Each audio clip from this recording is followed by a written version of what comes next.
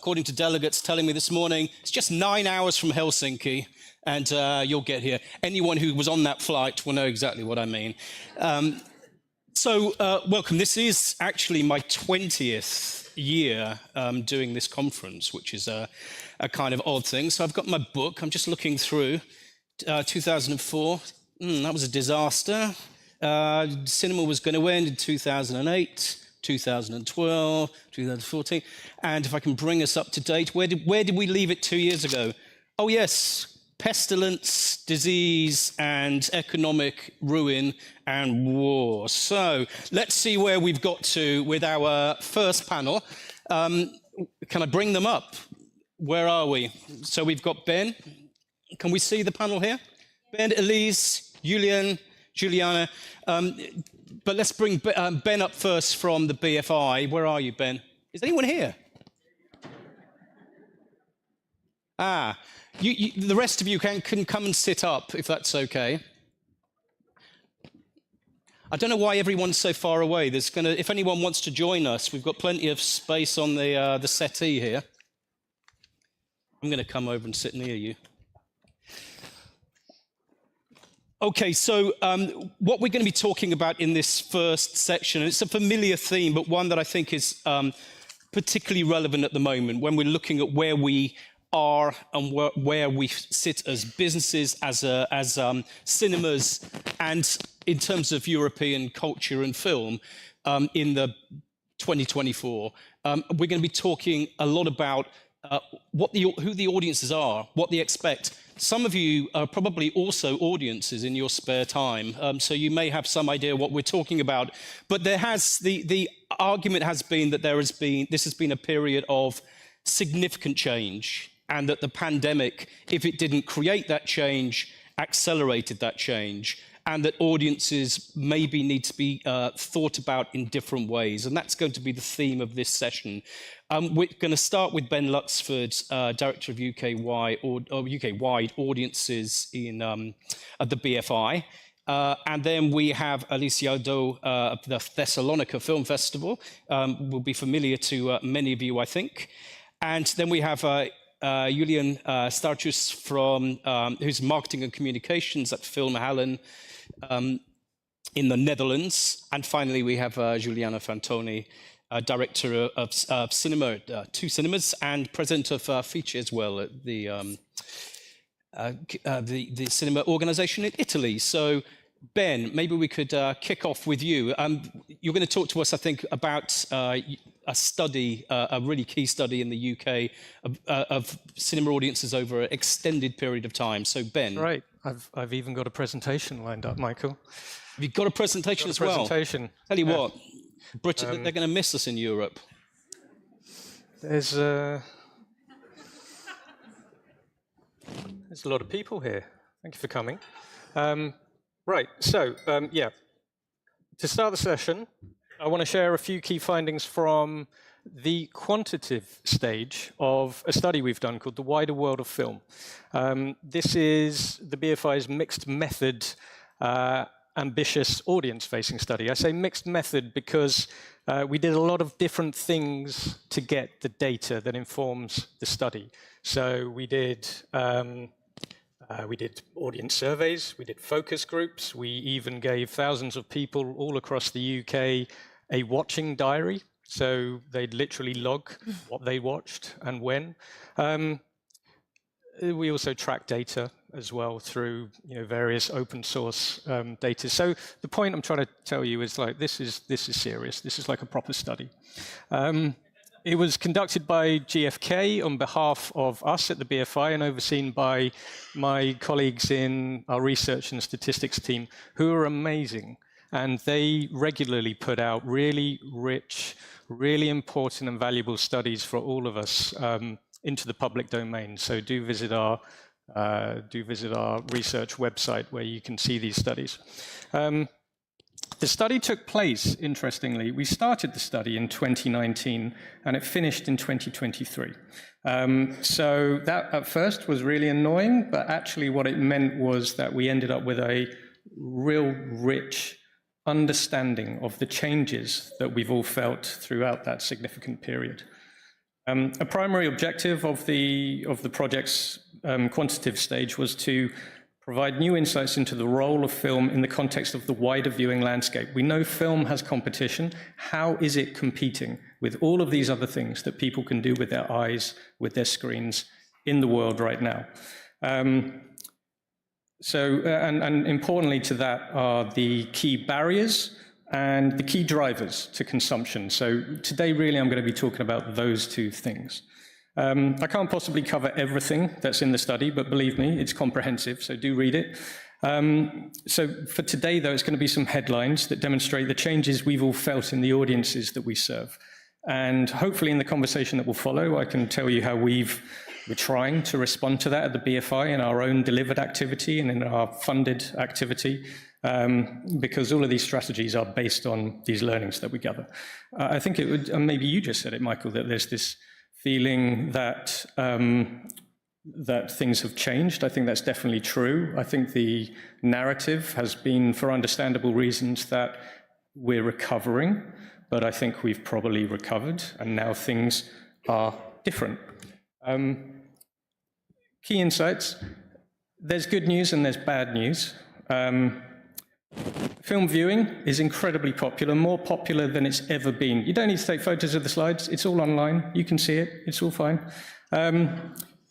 It's more habitual than it's ever been before. 95% of UK adults reported watching a film in the past 12 months, and 23% did so on most days. 23% of all UK adults watch films every day.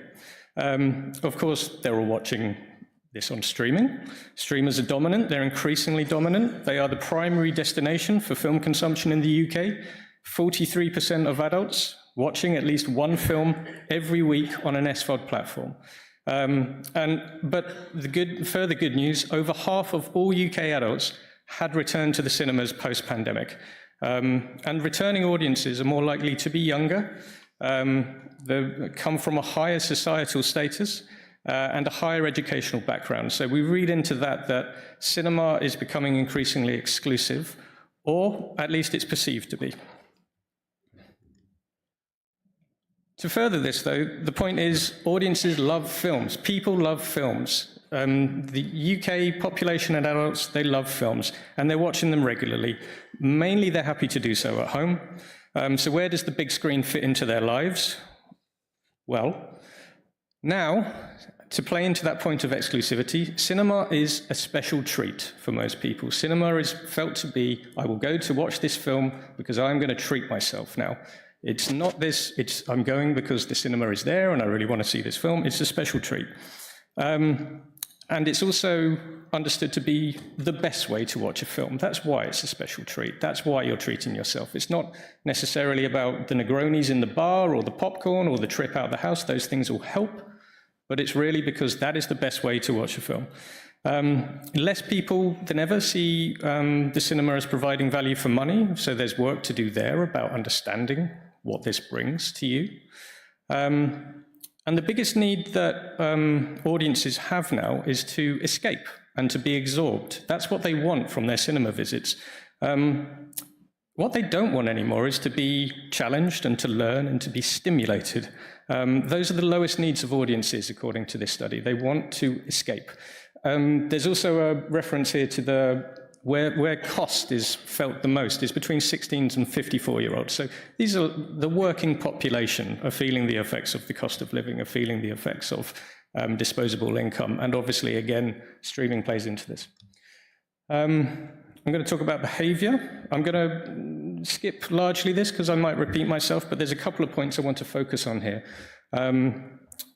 Firstly, that independent non-chain cinemas, which I think will be represented by a lot of people in the room, they have the broadest demographic profile now.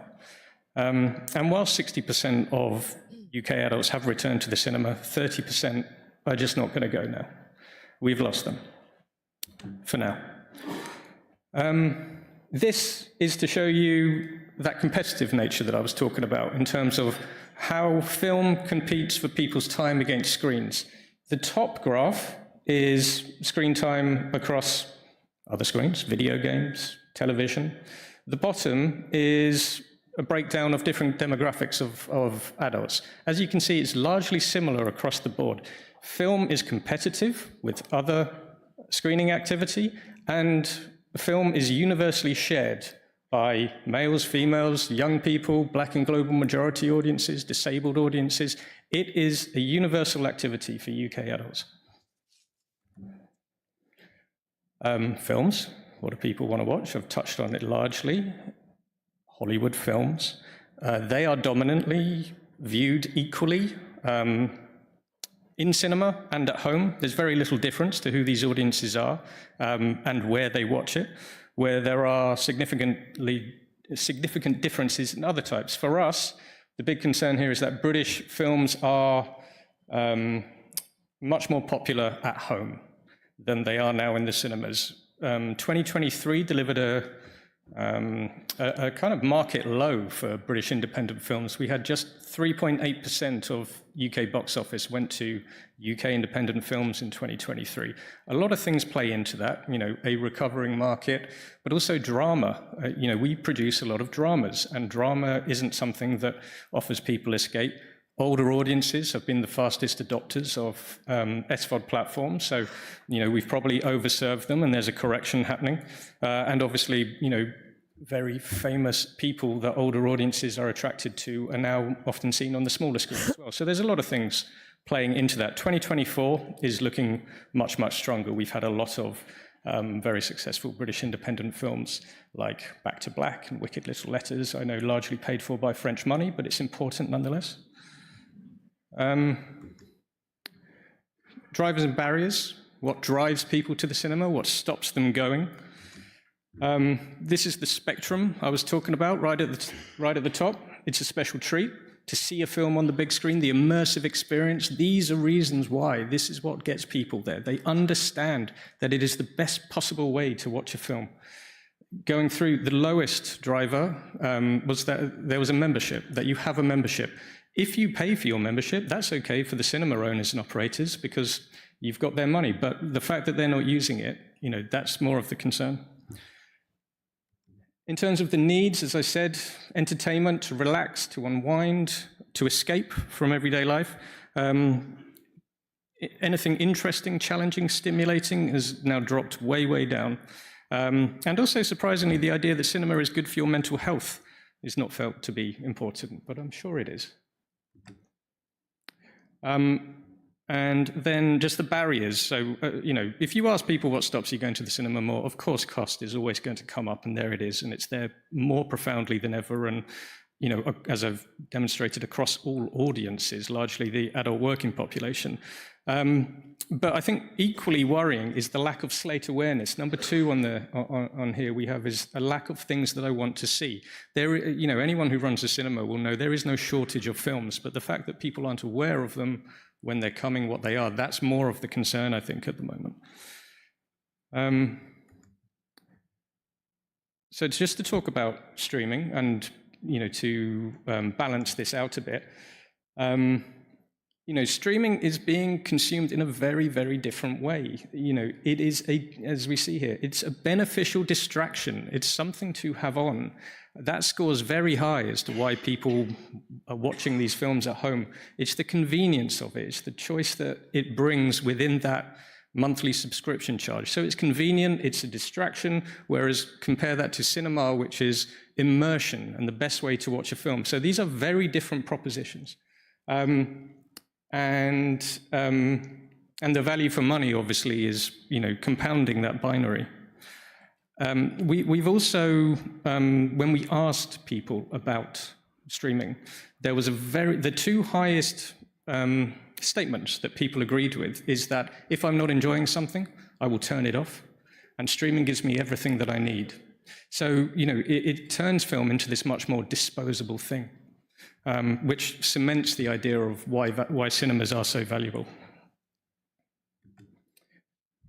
This is where you can look at this study, along with many others. I'm going to conclude, because I've probably been too long here. But in conclusion, no matter what film audiences choose to watch, or where they choose to watch them, this study demonstrates just how important this art form is to so many of us, not least as a source of fun and entertainment as a means of escape.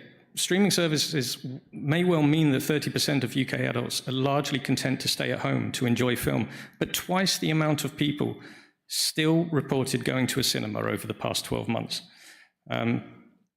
We also know from other BFI research that cinema venues deliver wider societal value beyond the value provided to those watching films. There is a value we've measured in people simply knowing that a cinema exists in their community. So we can talk further in the discussion about that, about how we need to adapt and evolve with these learnings.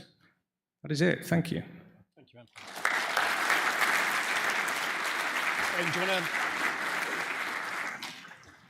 Do you want to grab a seat there?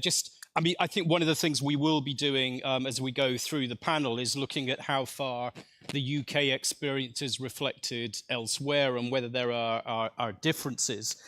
You know, reading the report, you know, it seems to me that the core of this is that we're competing for time, and time is, people are time poor. It's getting more and more difficult to get them out. The cost of that time then becomes an issue as well, because the amount of disposable income becomes a problem.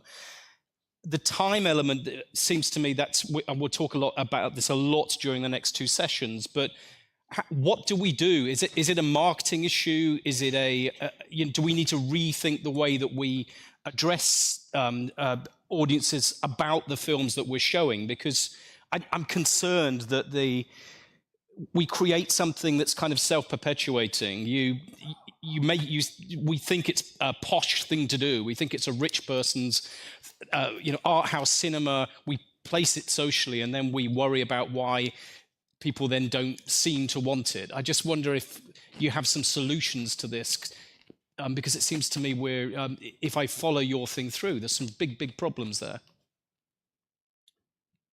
For the panel, for me? No, this is for you.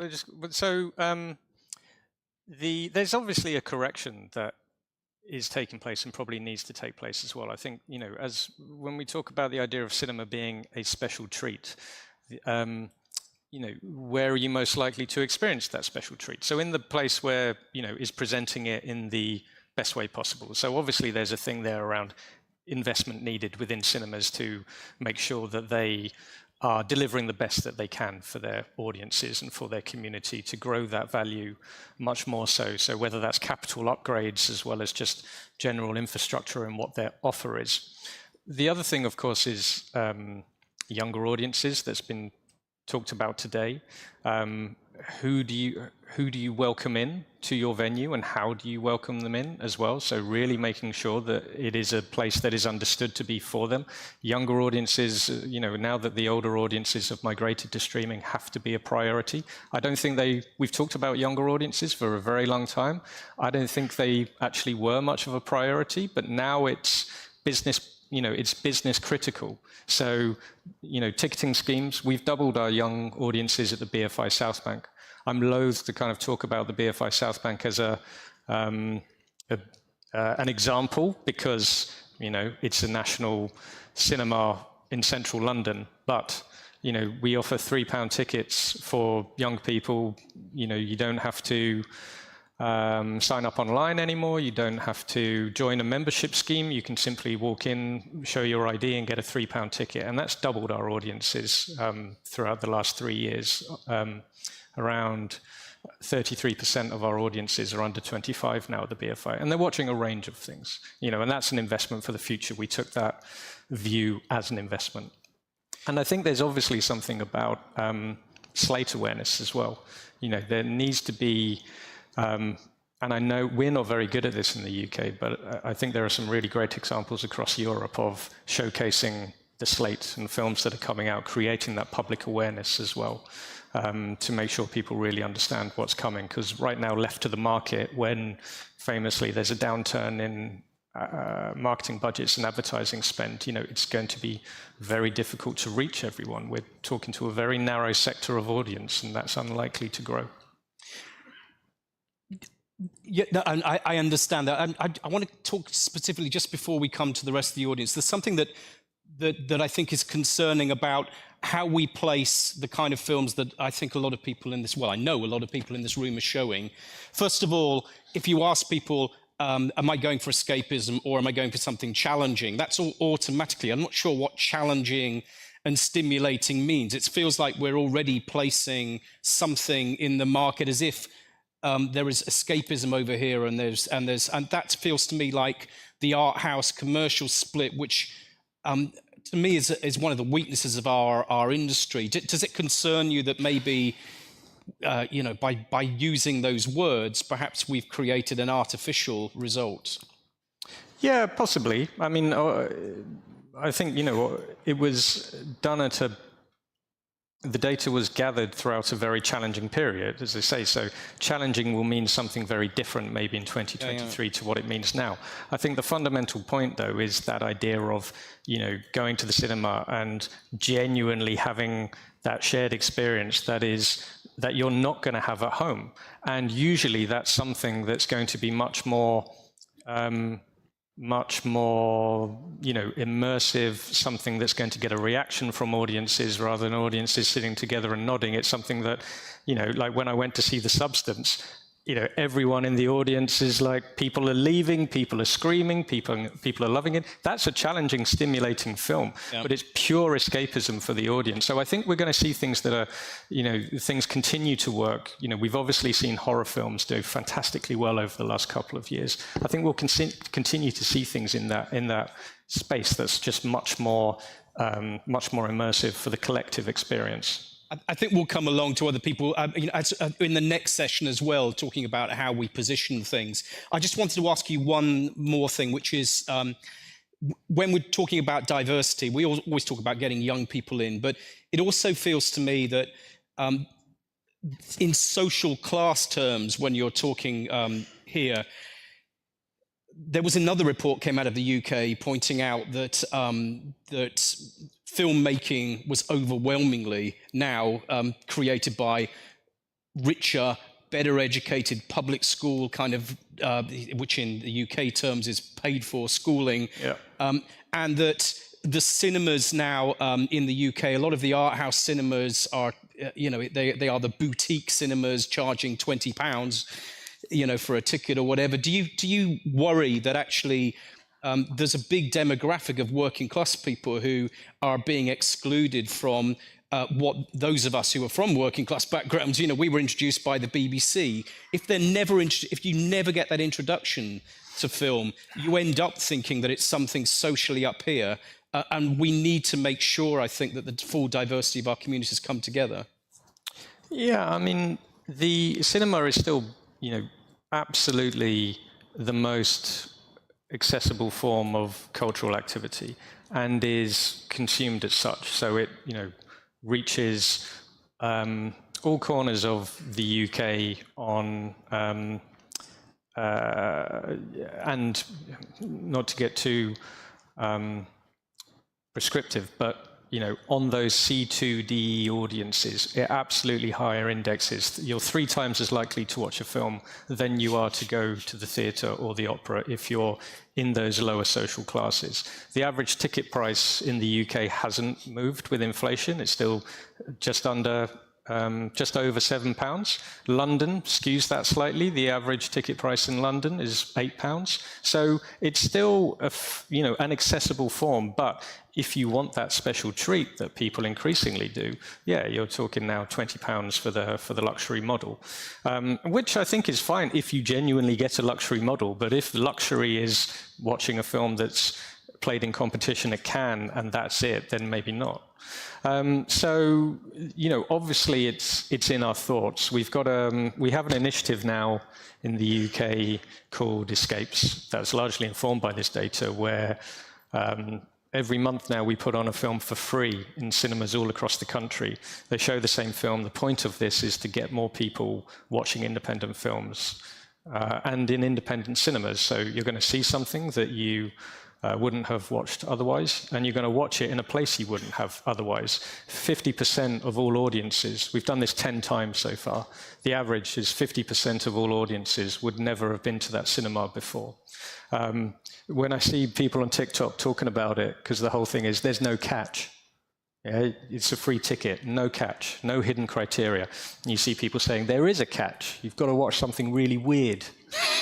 It's like, maybe, but that, you know, we've seen in terms of funded activity our highest level of those lower working class audiences engaged because of that. And these people are, you know, sharing their data with the cinemas, saying, I want you to get in contact with me. So it's delivering new audiences. We've collected around 40,000 email addresses so far for cinemas to start new relationships with these new audiences. And just to remind people that, as this data has shown us, that cinema is the best place to watch a film. Yeah, okay. Let me move to Elise. Yes. You know, listening to that, you know, we've got some big clues from that research about the UK, and I think that idea of cinema as the treat rather than the, you know, when a lot of us were kids, it was the flicks. You went there all the time. Now it feels like a more selective audience, a more expecting audience. That's what seems to come through that research. Is that your findings too? Yeah, well, actually, it's not a new research. It's a research that we laid with the Aristotelos University, which is the big university in north of Greece. And at that time, we were wondering how to launch a bridge between the crowd of the festival. People are sold out tickets and the audience during the year, because we also have the cinemas during the year, and of course the festival is a tool for us to advertise. It's a brand. We can use the subscription card at that time. So we wanted to use better this tool and to see how to manage to enhance and strengthen the audience during the year using the festival. So we had this survey. It was an audience survey, and it was we did also focus groups interviews. And once again, it was 2018. And when you say treat or flicks, which is now the case, because now we are facing a new generation of audience lovers or audience, which is completely different from the previous one. So I'll go back to this the research. Just a parenthesis. Now in the theaters, we have a huge split between the classical audience, cinema lovers, and we have also the new generation of audience, which is massive. They are coming to the cinema, but their choice is concentrated on very few films, and they don't want to lose time because they have a lot of things to do in life. They have to go on social media or on video games, so they don't take any risk. So that's why, like many other cinemas, we started to show classics, because classics, Cinematheque classics are doing very well, because classics have been rated very high on all the websites dedicated to, I don't know, Rotten Tomatoes. So you don't take risk, and you don't lose time. So going back to this, this tendency, this big split between the two audience, which we still have, these two audience, though the old audience, the old cinema lovers, they are getting older, and they are going to disappear because, so unfortunately, because they are more predictable. For us, they are more predictable. We know them, and they were going for the flicks and not the treat. So. And the result of this research were many. And at that time, we were focusing on some of the outcomes, like comfort, price, what was the audiovisual consumption, brand, whatever we could. And we did a lot since 2018 to improve that. We changed the seats. We have done a lot. But I didn't realize at that time that there was an elephant in the room in this survey. that I really didn't see. And when a few days ago I reread the survey, it was obvious. Everything was there already. So I quote, the old cinephiles, they consider that the most important is loyalty to the cinema and the directors, whereas 1835, the distinction between commercial and art house films is not so important. It's not an issue. I quote also, I said that before, new films are too risky. The risk is disappointment, and you don't have time to lose being disappointed.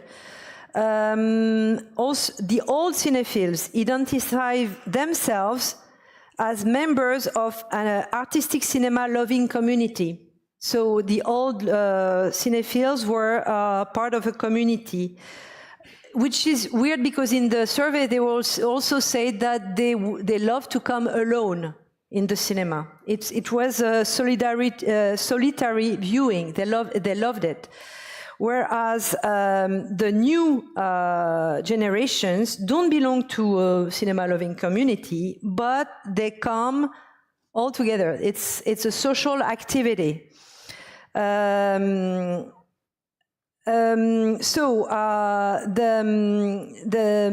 the survey also, the young generations was saying that they wanted to attend special events and screening of classics or very massively advertised films. So it's exactly what we see now, because now we are trying to run after the two rabbits at the same time. We want to keep the cinema lovers by offering them very high level quality European program of art house films. And we want to attract new generations by offering them special events and a lot of night of whatever. Let's just go, because there's a lot of information. Well, I have an elephant and 2 rabbits already. What else is coming in this menagerie? Sorry? Have you got some more animals coming? Yeah, no. It's just that in the survey they were also saying that they wish that both festivals, though we have 2 festivals, should last longer. So for us it would be impossible, but they want special events. And also they were saying that it's too bad that we don't have more comedies and we only have dramas in European cinema. So everything is mixed here. Yeah. I put everything on the table. So yeah, we of course the audience is segmented, and even within the young audience you have segmentation. You have the LGBTQ plus. You have many different audience in the young audience. But I mean, if you want to have a broad approach, you have 2 audience. The problem is that, yeah, as I said, the old audience, which was predictable, is vanishing, and we have to adapt to the young audience. So my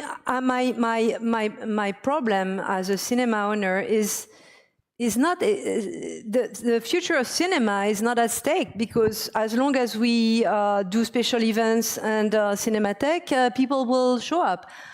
My worries is for the diversity of European cinema. Right, okay. Because I'm going to stop you there, because because I think there's a number of things there, and that last point is a really strong one. I mean, when you say you're going to show classics, we are not the only one. No, of course. Everyone is doing that here. We're going to hear a lot about that, I think, the power of the replica. It's very interesting to look at how many of those classics of cinema started off as being difficult art house films that you couldn't see. And I think your concern is that if they needed to get started somewhere. If we are stuck in the past somehow, there's a problem there. And I'm going to skip over the fact that the director of a festival thinks that festivals should be longer, because I think that's It's a good conclusion for you. Maybe there's probably some questions in there. But we had a motto 4 years ago, and in September we launched the cinema. We opened the cinema in September, and the motto was "Festival all year long."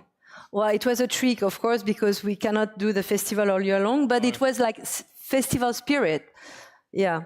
I'm still in that festival spirit. In November in Vilnius, I can still feel it coming from you, Elise. But I think that in some ways you're agreeing with Ben's stuff. I think there is that feeling. First of all, the positive is that there still is universal appeal for cinema. You're not, and this came out, I think, very strongly in Ben's report. It's not something where the divide means that there's people who aren't interested in cinema, they're only interested in games, and the rest of it, there is a universality which is there. What you're pointing to, though, very strongly is that there is a divide, that you see almost a clear demographic divide between younger audiences and older audiences. There's two things there. First, I would ask that question, which I probably should ask for the audience more generally, but when we talk about old audiences, it's not a well-known fact, but those old audiences started off when they were young. And when you were young, I'm not sure how much we weren't the same as young people now. I'm not sure there was quite that same divide. I'm not sure that that's some big switch in the psychology of young people, that they're, not being so picky about art house and commercial. Do you really feel that's something which is new? Completely. I mean, where we were young, we had the time. We had the time to lose 2 hours watching a film and being disappointed, maybe. But that's a curiosity and time. Now, the young people don't have the time. They want to be sure of the outcome of the 2 hours, the 3 hours they are going to spend in the cinema. And since they are not sure, because new films, you never know what's going to come out of these new films, they go to see classics. The only time when they go to see new films is during the festival. Yeah. Because they like it, they don't like it. Anyway, they are part of an event. Yeah. So they don't care. I mean, the event is more important. We'll talk to you in a little bit about subscription models, but I think there is, if that is correct, I mean, that fits a narrative that I think works right the way through this conference, which is, it is a fact. The key factor is time. That's the thing that we don't have anymore. And that older audiences, the reality is always turn your phone off, by the way. Anyone does that. The reality is that when we were young, or when those older people in this room were young, there was nothing much to do. The cinema was, you could chase rabbits. We spent a lot of time chasing rabbits all over the place, but there were, maybe in Lithuania there was one channel of TV. There was the local cinema, but now you've got to compete for those thousands of ways. So if the reality is time, and it's something where people will go there when they already know that that's what they want. They've already made that choice. That seems to me like a challenge that requires some rethinking of the way that we behave. So I'll come back to you on some of your other animals in a moment, but I want to talk to you, Leon, because this feels to me like your kind of field. If it is about, if the change is really that it's more difficult to grab that attention and that time. As someone working in the marketing side, this seems like a challenge that you have to face. I totally agree with that. I think that especially during COVID, people became more tech savvy. They were glued to the phone all day for any activities, and you had a lot of companies, streamers, but also other big data companies and Amazon. They were fighting for your time, and also conditioning the audience to service them as best as possible. So if one company would say, I can get this to you tomorrow, then the other one would say, I can get it to you today.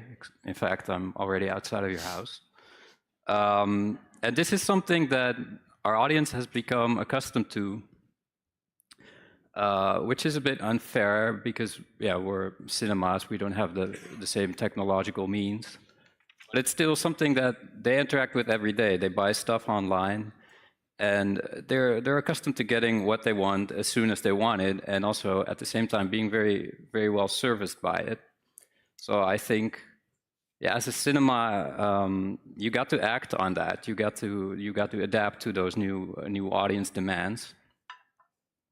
Should I tell a bit about what we do? No, tell me how. I mean, the picture you're painting is very much in line with what we've heard already. That I think what you're saying here is that the audience today is got very spoiled with the, you know, if we want to eat something, you press a button. If you want to buy something, you press a button. It's that immediate. So tell me how you've gone about making this work in practical terms. Well, we try to spoil them even more. No, I think what we really try to do is we look at those industries that they interact with on a daily basis, like the service industry or e-commerce, and we try to take our cues from those places. With our cinema, for example, we really looked at how in the travel industry or leisure industry you get service emails before you went to see a film, sorry, for your plane ride, and after your dinner you would get being asked to give a review. So we also started doing that. We started giving good tips for going to the restaurant near the cinema, give some movie recommendations as well for future visits, and also if we have some cool background information about films, we try to give that as well, which is a way of servicing people, but also of trying to get back the time that the other companies are taking.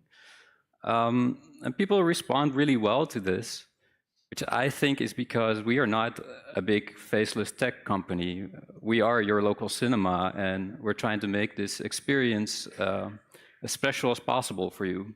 I mean, I completely agree with the BFI report. It has become a special treat, and it's not necessarily because there's a Negroni involved or introduction, or just the act of going to the cinema itself is something that you can really look forward to. And I think it also shows on social media the way that people romanticize cinema going. I think you've got some examples of how you do this, haven't you? But yeah. Is there a oh, someone's coming with a little clicker for you. So I mean, we've heard your approach. Your approach is to go with this reality. How new? Well, I mean, I think the suggestion is that everything that we have points in this direction. It's not just about cinema. Every interaction we have with every business is this now. Can we have the? Oh, there we go. Yeah, let's go to the examples. I think this is a good example. This is. Well, these are our email campaigns. So if you go to the film, you receive an email, like I said, and afterwards we ask about your opinion. So this is really taken from the service industry, but we have another one. It's taken from e-commerce. If you buy shoes online and they don't have your size, you can often leave your email address, and you get a notification when it comes back in size.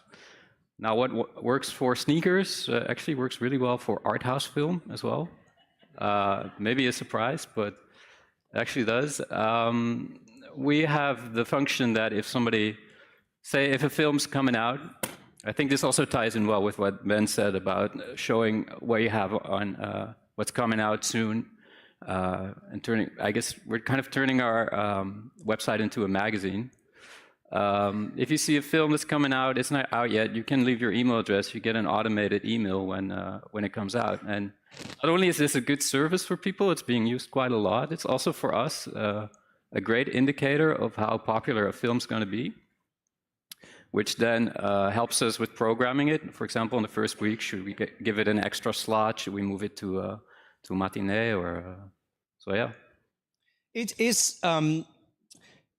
Is this something where it begins to start affecting the algorithm? So if you do more of these things, your customers get more and more of this this stuff in their inboxes and in their YouTube ads and so on? No, yeah, we do work with website personalizations and stuff like that, but no, we don't try to just send people into a funnel. We really try to give good recommendations based on the films that you like. So I also think we also don't try to make a distinction really between art house and commercial films. You make that distinction. No, we don't. No, exactly. Just for the record, so we play quite a broad mix of art house, commercial, but also repertoire cinema or live streams of concerts and stuff like that. But I think for us, the focus is really on cinema going itself. So yeah, you could leave the discussion at, is this an art house film, is this a commercial film? But I think we'd rather talk about going to see a film. In that sense, we also really look for fan favorites that are maybe not part of your standard repertoire. I think a good example would be Fleabag, which is a super popular TV show, and I also have to add, we're also very active online, not only with posting, but also with looking what people are talking about. And we really try to join the conversation to see, okay, what is trending? What do people that come to our cinema really like? And well, the TV show Fleabag is a big hit under a big part of our audience. So when we found out that this show was actually based on a theater play, we found out there was a live registration of it that was available for the cinema. Well, yeah, we didn't have to think very long, and we booked it.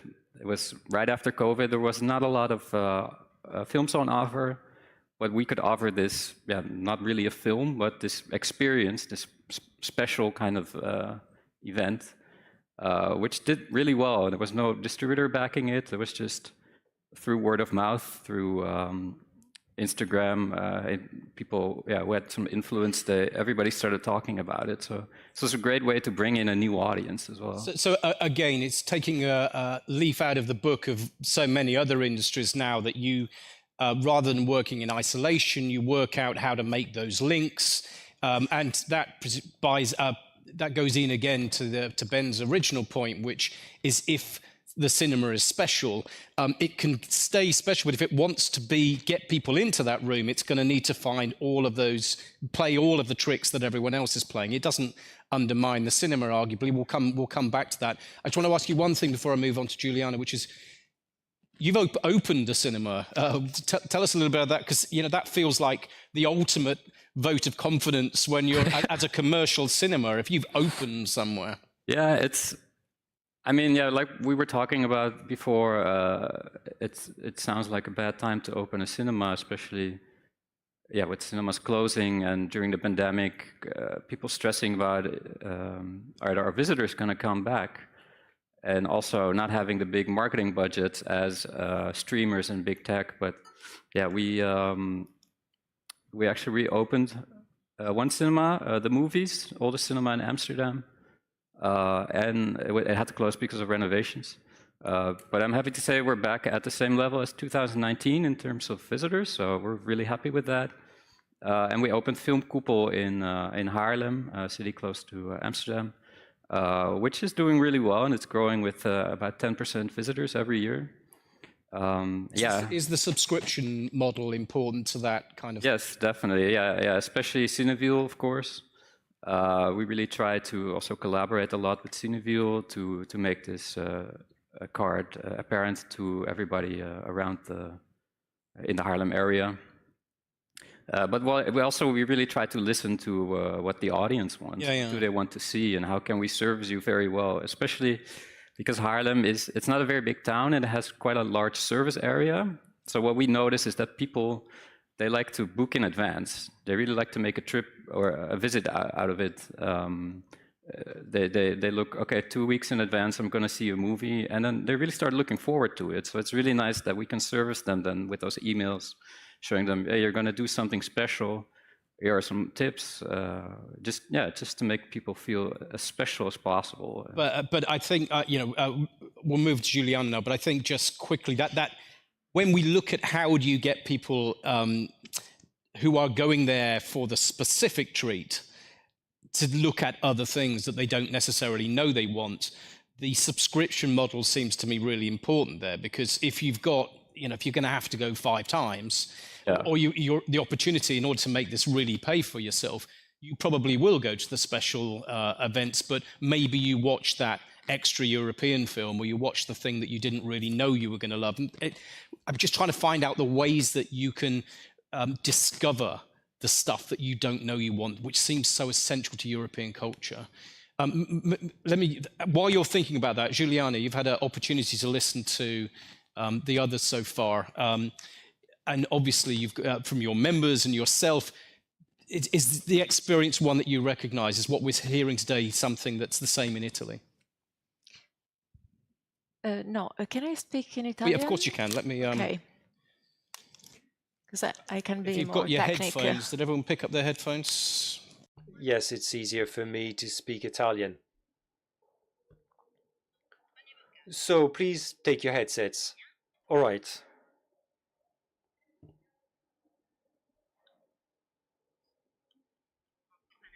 Just one moment. So what's the channel?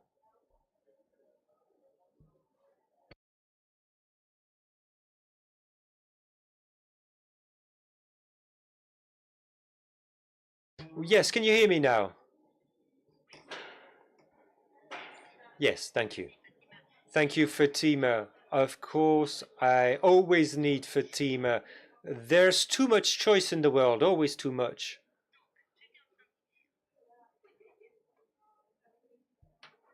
So I was saying the experience we've got in Italy is different from the one that was presented by Elise. We have a situation that's completely different, especially for the younger audience. I don't share at all the fact that young people go to the cinema with the idea of seeing something that's safe, that's certain. They're the least lazy audience, and they're the most attracted by new experimental things, with movies like The Substance or The Zone of Interest or Perfect Days. We had that kind of experience. Poor Things. They were the best in Europe, and a lot of tickets were bought by young people. The Italian market right now is really careful about the fact that after the pandemic, there was a very strong increase in the presence of young people in cinemas. And I can say that because very often I'm in a theater myself, and we talked about that with colleagues. That wasn't a deliberate phenomenon. We didn't choose that. I manage an art house historical theater in the city of Treviso, and I always had very few young people in my audience. But after the pandemic, there are a lot of young people who started patronizing the theater, especially in the evening. Young people, 20 to 35. So students, university students,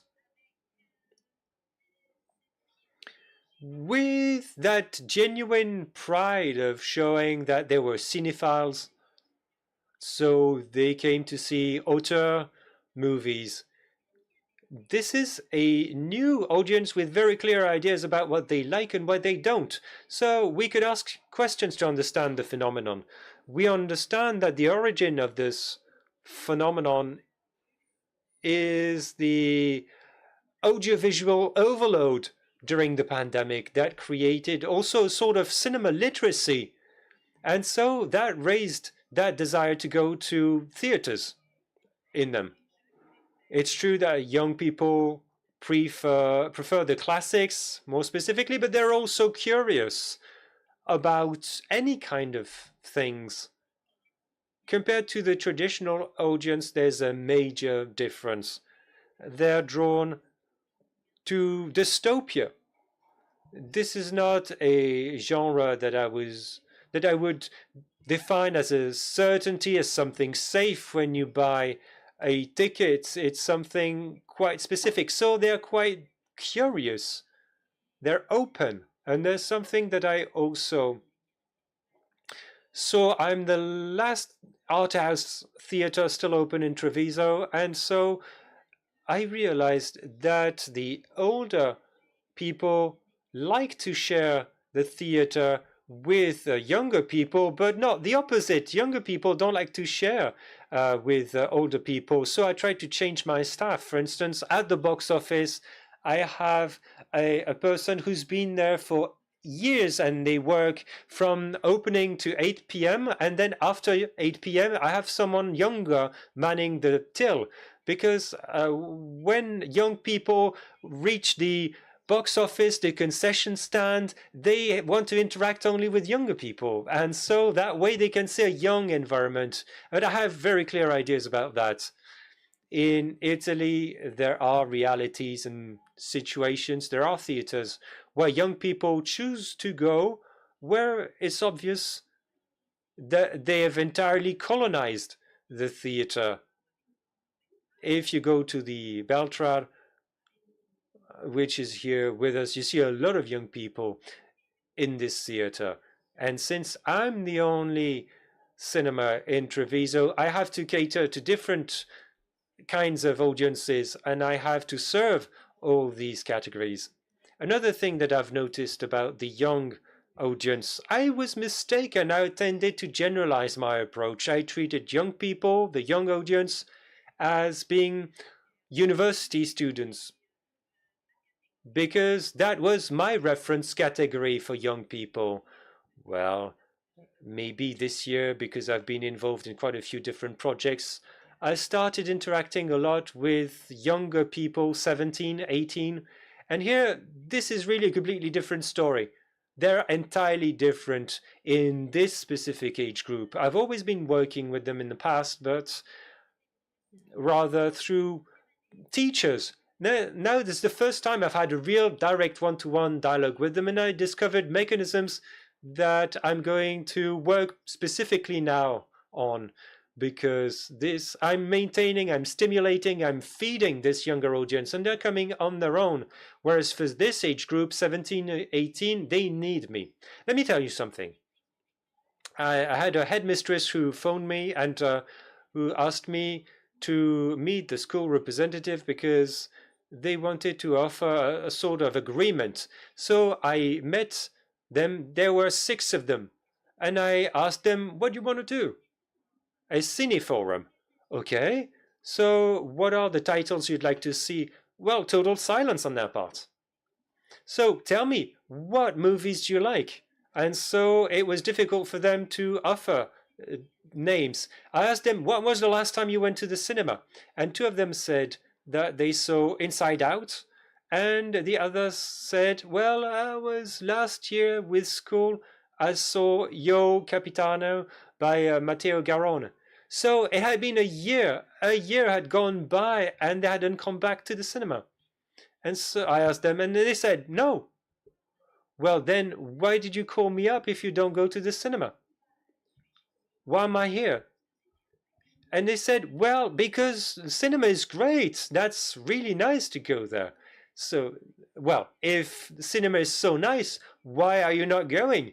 Well, because we want to go there with everybody else.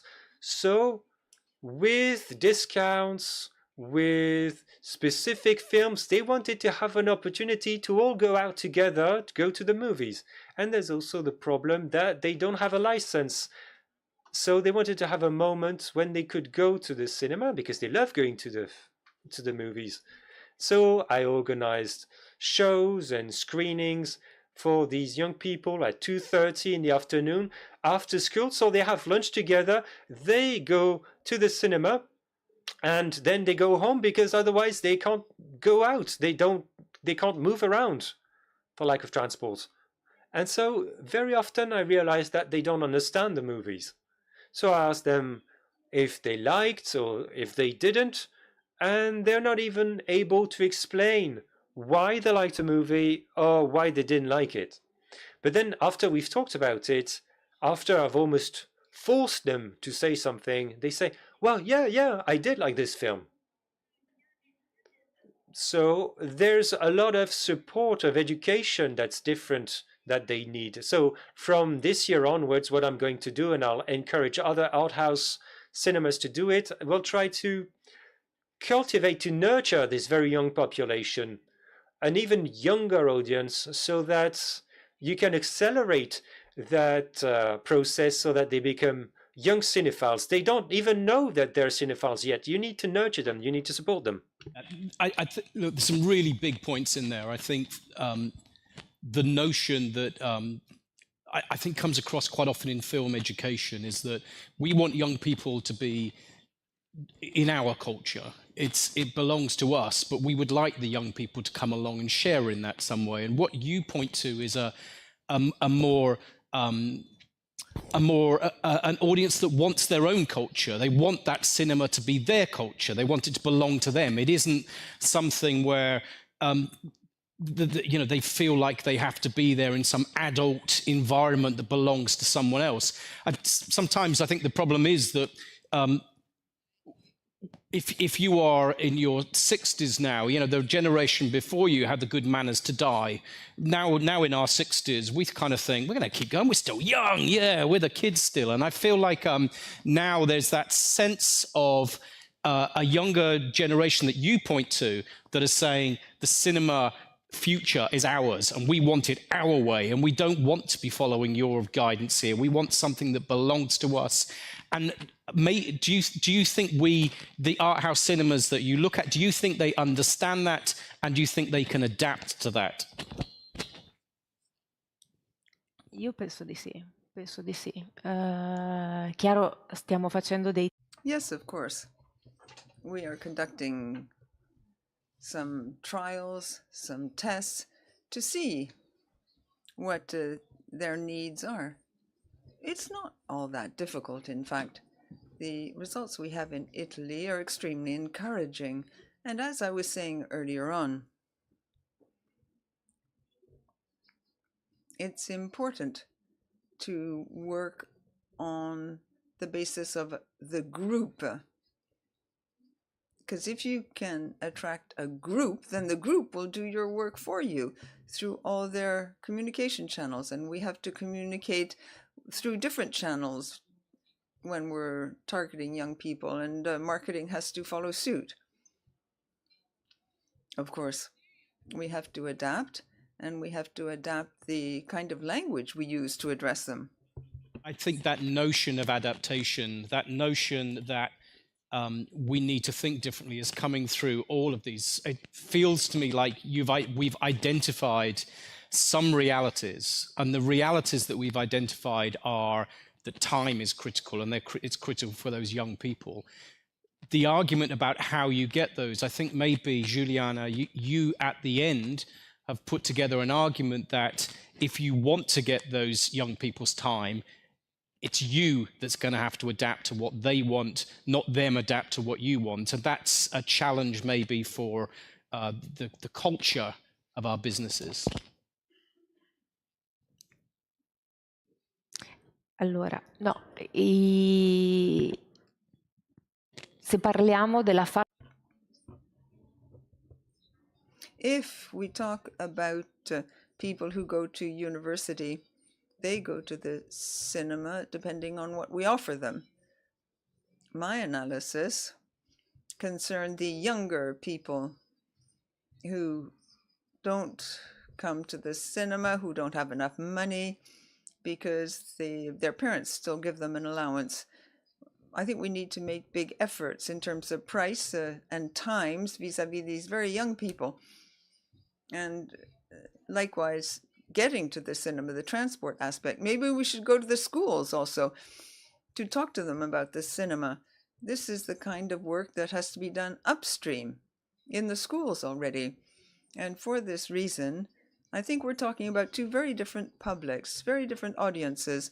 Young people who go to university already love the cinema. They read cinema reviews. They're familiar with the films, some films that I've never even heard of. And they say to me, well, when are you going to screen this film? Some I have to go and check. They often are better informed than I am, and I don't even know when the film is going to be released and become available. There's some big questions I want to come to, but I thought I'd just take a moment if anyone in the audience has a question. If you do have a question, can you raise your hands, introduce yourself, and wait for the microphone to come? Yep, there's one there, and then we'll come back to some points. Oui, c'est plutôt une intervention. Alors, j'entends... I have another question. Everyone seems to have a very different vision of things depending on the country. I'm French. I live in France and the cinema in France. Well, we're very fortunate because we have the CNC. The industry gets a lot of support, and I don't see things in the same light at all. Every time we have a congress, people seem to say that our audiences aren't being renewed.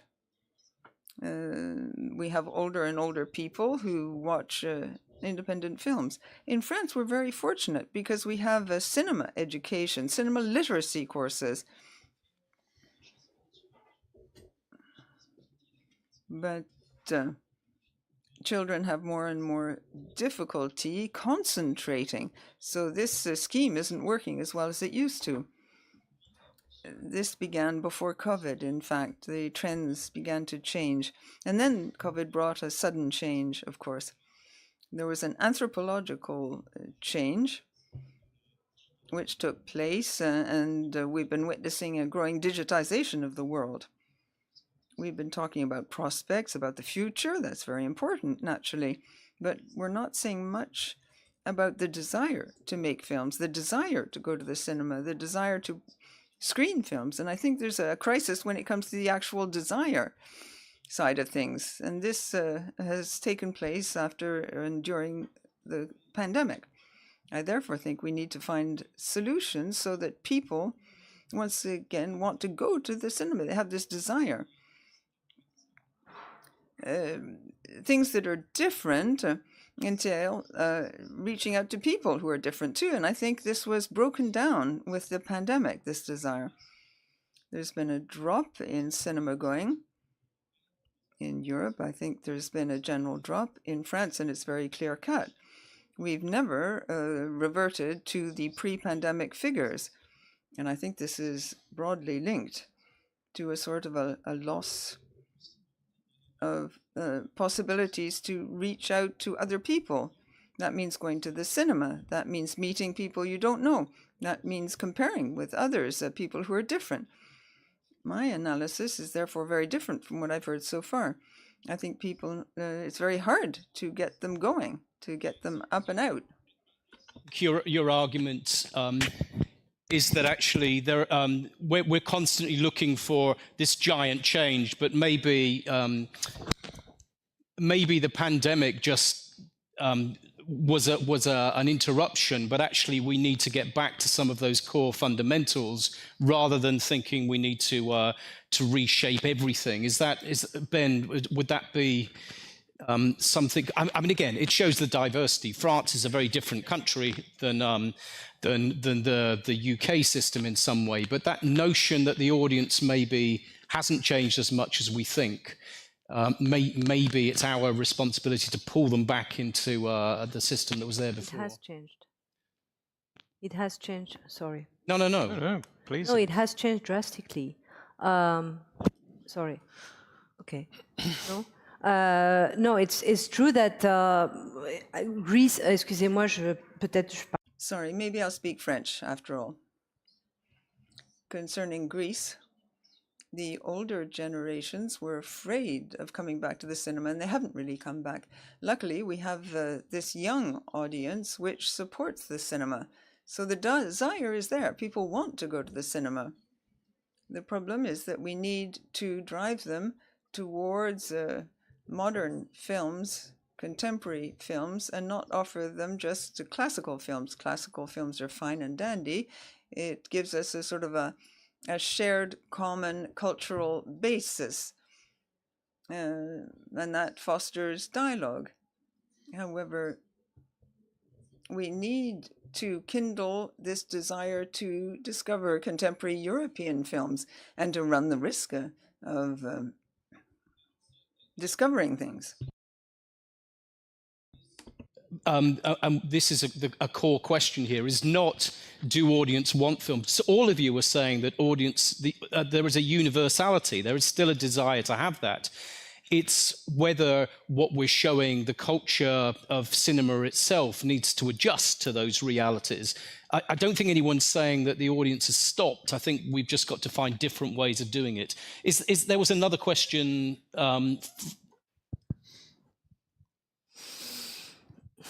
Sì, salve. Sorry, do you mind standing up if you're asking a question and just introduce yourself? Salve, Gerardo, Modernissimo di Napoli. Allora, riguardo al... I'd like to refer to what was just said. I agree. And even if I come from the south of Italy, our experiences are pretty similar. We have young people who are coming back to the cinema, but these young audiences are mainly university educated. We're located in the center of Naples, and we are a focal point for university students in Naples. We've always had lots of students. They're the sort of the core of our young audiences. They come in the afternoon, and in the evening, older people come to the cinema. I would, however, like to talk about these young audiences again. What do they want? Classical films. Why? Why do they work so well? The classics. They offer a slightly nostalgic alternative. They show a different time in the history of the cinema. One celebrates the cinema through the classics. Modern films are often dystopian. Let me give you an example. With Sorrentino,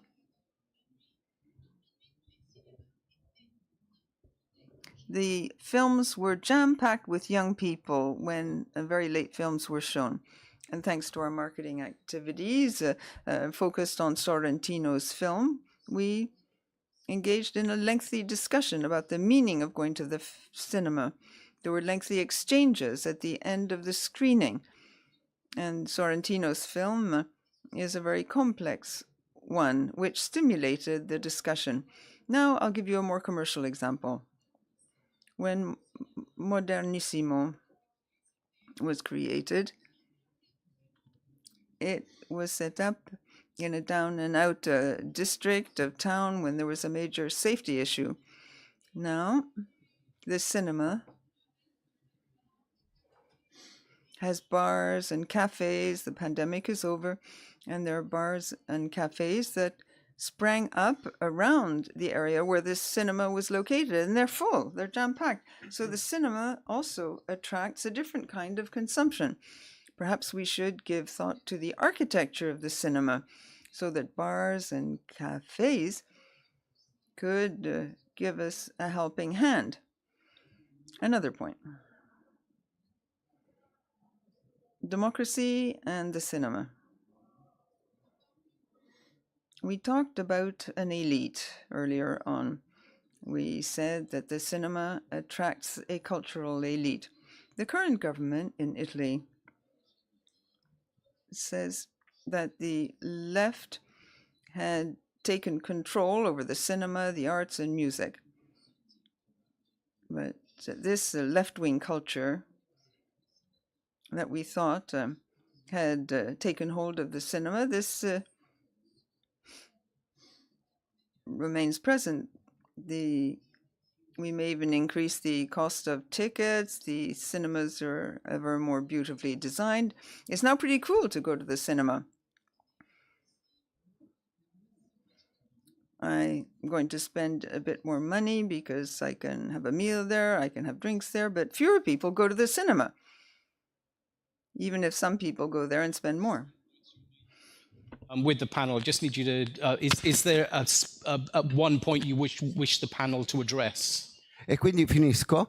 Il cinema sta perdendo questo carattere. The cinema no longer addresses the working classes, and it addresses an elite now. So what's the real function of the cinema? Is it to inform people? Is it a venue for holding debates? So I think the cinema may become ever more isolated from a cultural stance. actually going to address a lot of those issues in the next panel when we talk about the models of cinema. So if you can be a little bit patient on those things. I think you make some really strong points about the culture of cinema, which I think leads us to two questions that I think are really important, that I think are coming through here. One is the world, and I'll come to you on this one, Julian, first. You pointed to a culture where we get given everything that we think we want all of the time. But there is a danger of a kind of algorithm culture where we are constantly given a diet by whatever corporation of the things that we think we want. And to me, the challenge of art house cinema is not in the film itself often, it's in discovering something new that you never got before. The biggest concern when you look at your very optimistic view of the universality of cinema is the future of European culture and the future of European films themselves could get lost unless we can find ways to get through that kind of algorithm culture to build a relationship with audiences where they are willing and open to discovery. I just wonder if you've got some ideas about how that might happen, and I'm going to ask the other panels too. Well, I think as a cinema, it's therefore important to build a durable relationship with your visitor, a relationship in which you listen to what they want to see, but don't forget your own voice. I mean, as a cinema, you also have an artistic agenda, I think, and I think if you do it well, these things come together quite nicely. You can also give your audience an idea of what is good, you know. I think a cinema like Kino in Rotterdam, they have a very strong programming with a really clear vision.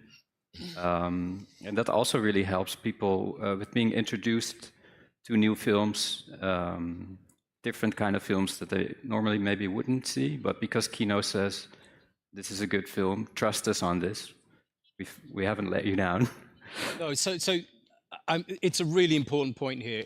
If the world is deciding, if the internet is deciding what a classic should be that you should go to, and if the algorithms of marketing are pushing you towards a very conventional view, in your view, the curation role of the cinema itself remains essential. If you have a personal relationship with those audiences and a trust relationship with those audiences, they may be willing to give things a try because you've selected them. And that kind of risk level feels to me very strong. And I guess, Elise, that's what festivals essentially try to do as well. It's you build relationships that mean people trust that you will curate and find work that is interesting. Yeah, absolutely. I mean, during the festival, curation is key, but also during the year. And the fact that we are close to the audience and that we listen to them also. And we are going to launch a new survey, exactly the same survey, to see where we are 6 years later, because with the acceleration of everything. But I think that it's not only about the algorithm. For instance, when a bit more marketing, classic marketing on some films would do the difference. The big success we had 2 years ago was The Wells. Which was not exactly a comedy, which was not exact. And the film was heavily marketed by the distributor. And we had like hundreds of thousands of people who saw it in Greece. So I think, or just do avant-première.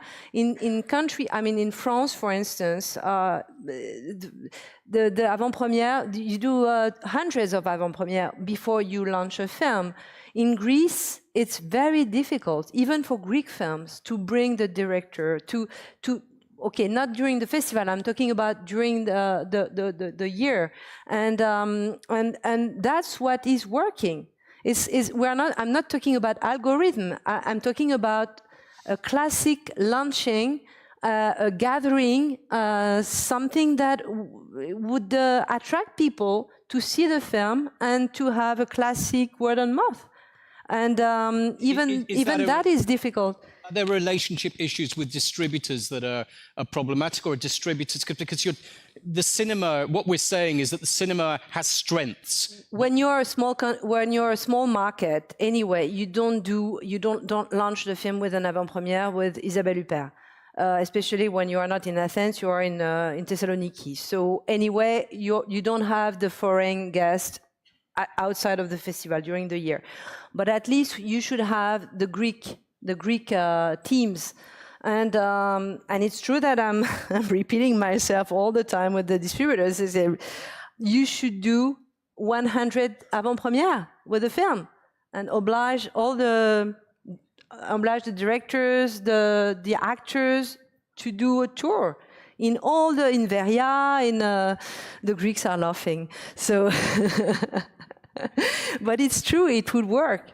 I'm sure Isabelle Huppert would go to Greece. I find it. No, but it's very simple. It's not. We're not talking about algorithms. No. I understand that. But what we're talking about is a world. And Ben, maybe I can bring you in. We're talking about a world in which there is so much access to stuff that someone knows you want, or you think you want. You can get everything. If you watch a thriller, you're going to be given 100 other thrillers to watch on the streaming platforms.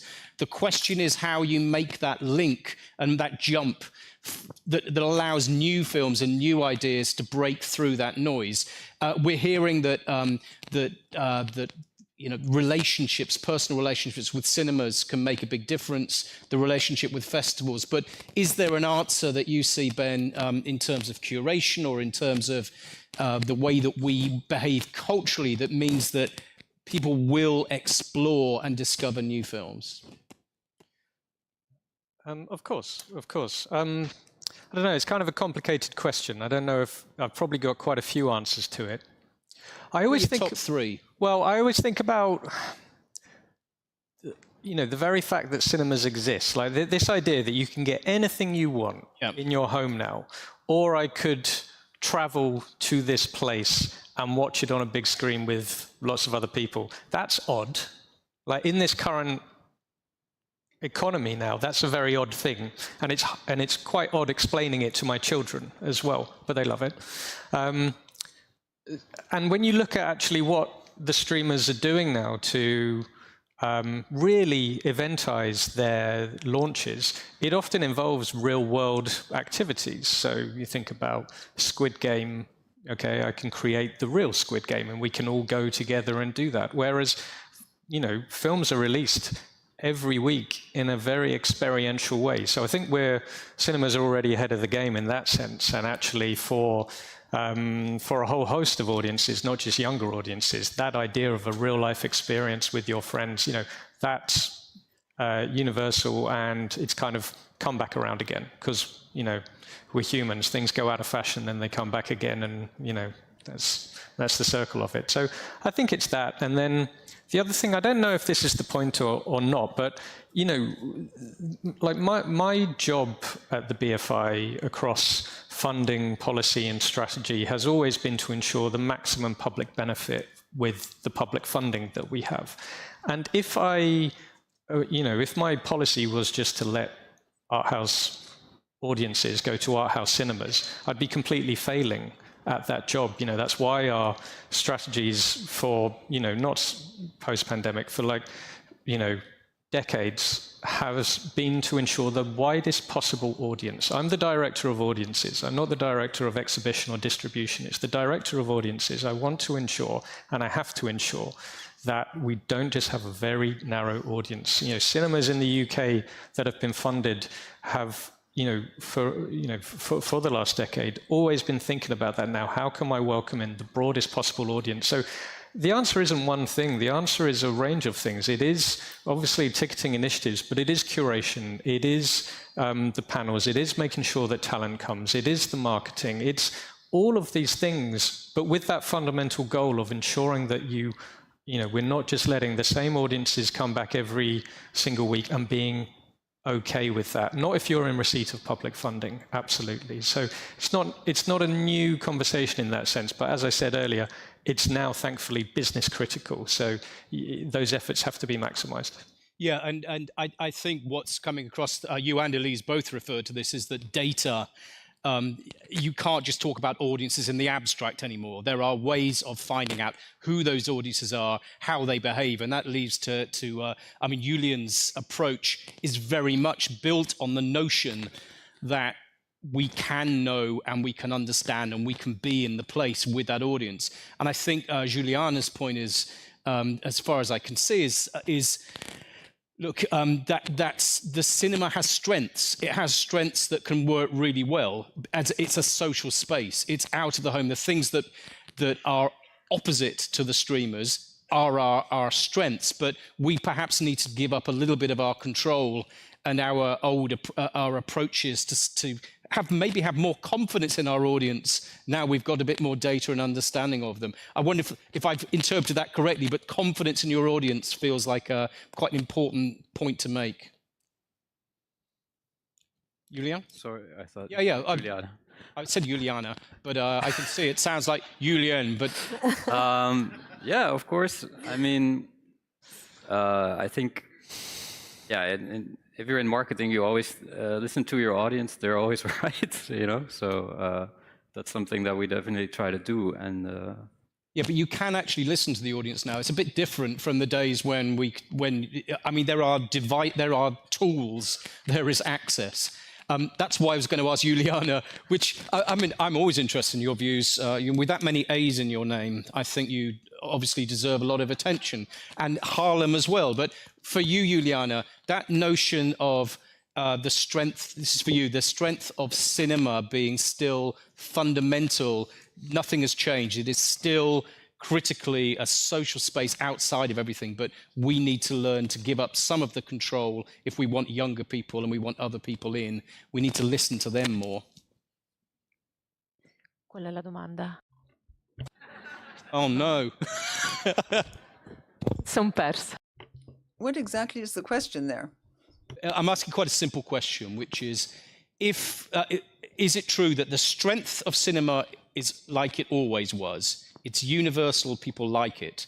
But if we want cinemas to appeal to new audiences, we need to play to the strengths of the cinema and to allow new audiences to do their own thing. We listen to what they want and then we work out ways to work for them. Sì, il pubblico vuole cose diverse a seconda. Yes, the publics want different things. So we have to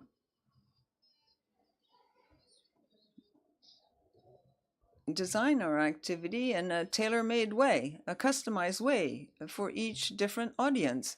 And the cinema indeed enables us to remain active on the market, to offer things to families, to different audiences.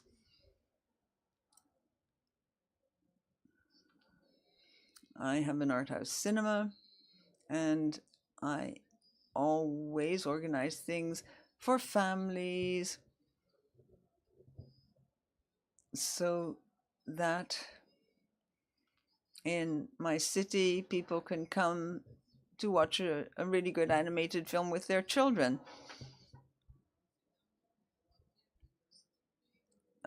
My audiences like to be stimulated.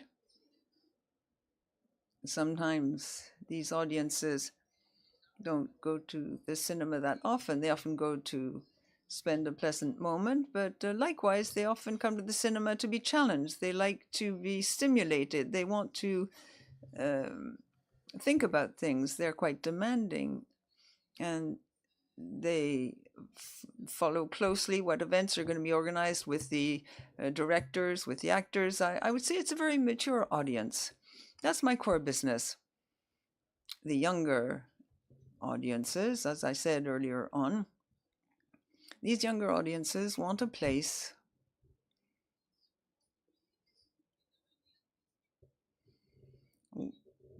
where they can feel they're a real audience.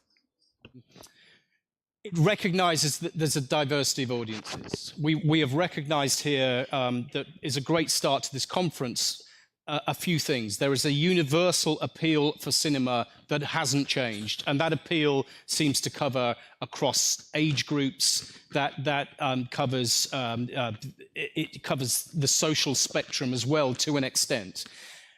That is good. That has to be good news, and all of you are agreeing that actually, unlike some of the worst predictions of previous years, cinema retains that core strength of being a social space, a place that is unique in the way that you see films, which is great.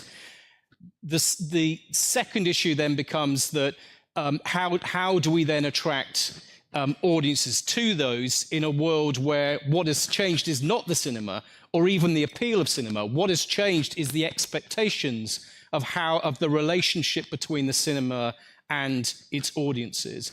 And what we're hearing, I think, is an expectation that, to use Ben's initial term, it's a special event. It's something that you don't just go to in the old going to the flicks way, that actually it's something where you find, you plan for the cinema. You go to the cinema as something which is clearly differentiated with streamers.